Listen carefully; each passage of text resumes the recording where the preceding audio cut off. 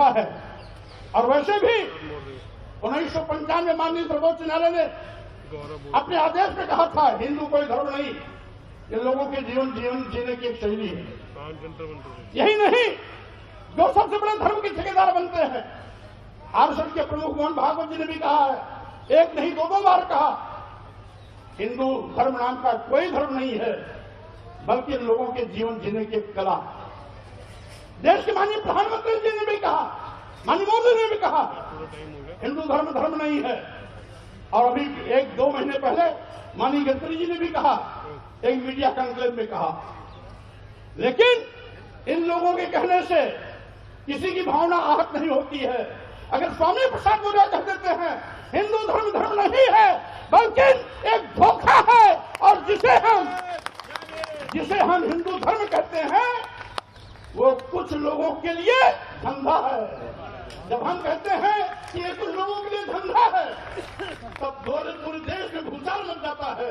लेकिन वही चीज अगर मोहन भागवत जी कहते हैं, माननीय प्रधानमंत्री नरेंद्र मोदी जी कहते हैं, माननीय गडकरी जी कहते हैं, तो किसी की भी भावना आहत नहीं होती। अगर वही चीज स्वामी प्रसाद मौर्य कह देते हैं तो लोगों की भावना इतनी कमजोर होती है कि उनकी भावनाएं आहत है। हिंदू एक धोखा है। और वैसे भी 1995 माननीय सर्वोच्च न्यायालय ने अपने आदेश में कहा था हिंदू कोई धर्म नहीं, ये लोगों के जीवन जीने की एक शैली है।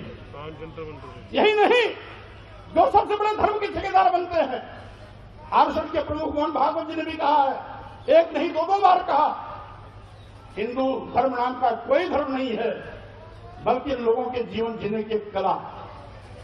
देश के माननीय प्रधानमंत्री जी ने भी कहा, माननीय मोदी ने भी कहा, हिंदू धर्म नहीं है। और अभी 1-2 महीने पहले माननीय गडकरी जी ने भी कहा, एक मीडिया कॉन्क्लेव में कहा। लेकिन इन लोगों के कहने से किसी की भावना आहत नहीं होती है।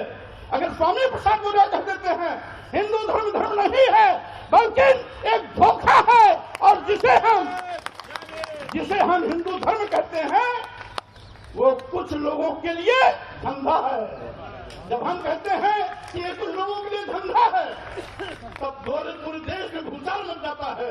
लेकिन वही चीज अगर मोहन भागवत जी कहते हैं, माननीय प्रधानमंत्री नरेंद्र मोदी जी कहते हैं, माननीय गडकरी जी कहते हैं, तो किसी की भी भावना आहत नहीं होती।